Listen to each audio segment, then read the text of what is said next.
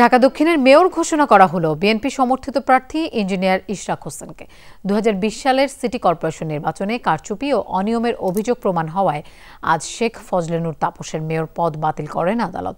আইনজীবীরা জানান, গেজেট পাশ হলে মেয়র হিসেবে শপথ নিতে বাধা রইল না ইশরাক হোসেনের।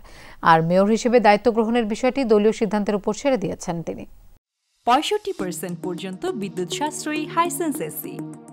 হাইসেন্স আশাবাদী যে নৌকারই বিজয় হবে। 2020 সালে ঢাকা দক্ষিণ সিটি কর্পোরেশনের মেয়র নির্বাচনে বিপুল ভোটে জয় পায় আওয়ামী লীগ সমর্থিত প্রার্থী শেখ ফজলে নূর তাপস। যদিও সে নির্বাচনে শুরু থেকেই ভোট গ্রহণে কারচুপি, ফলাফলে অনিয়মের অভিযোগ তুলে আসছিলেন বিএনপি সমর্থিত প্রার্থী ইঞ্জিনিয়ার ইশরাক হোসেন। এসব অভিযোগে মেয়র নির্বাচনের ফলাফল ও গেজেট বাতিল চেয়ে নির্বাচনের 1 মাস পর আদালতে মামলা করেন মেয়র প্রার্থী ইশরাক হোসেন। এ মামলায় 6 জনের সাক্ষ্য গ্রহণ শেষে বৃহস্পতিবার রায় ঘোষণা করেন আদালত। বলেন, ভোট গ্রহণে কারচুপি ও অনিয়ম প্রমাণিত, তাই বাতিল করা হলো শেখ ফজলে নূর তাপসের মেয়র পদ। একই সাথে বিজয়ী ঘোষণা করা হয় বিএনপি সমর্থিত প্রার্থী ইশরাক হোসেনকে।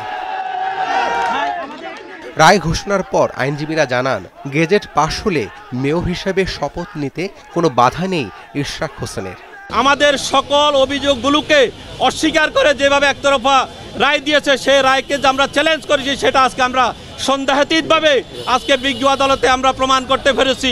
বিজ্ঞ আদালত ওই নির্বাচনটিকে অবৈধ ঘোষণা করেছে এবং ইঞ্জিনিয়ার ইশরাক সাহেবকে মেয়র হিসেবে ডিক্লেয়ার দিয়েছে।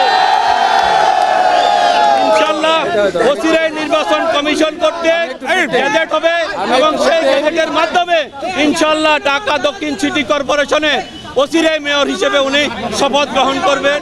রায়ের পর তাৎক্ষণিক প্রতিক্রিয়ায় ইশরাক হোসেন বলেন, আদালতে ন্যায় বিচার পেয়েছেন, তবে শপথ নেয়ার বিষয়টি নির্ভর করছে দলীয় সিদ্ধান্তের উপর।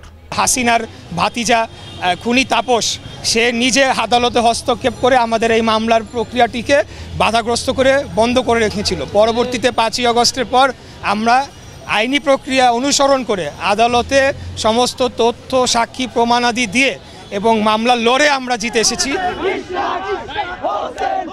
2020 সালের 3 মার্চ নির্বাচনী ট্রাইব্যুনালে মামলাটি দায়ের করেন ঢাকার প্রয়াত মেয়র সাদেক হোসেন খোকার ছেলে ইশরাক হোসেন।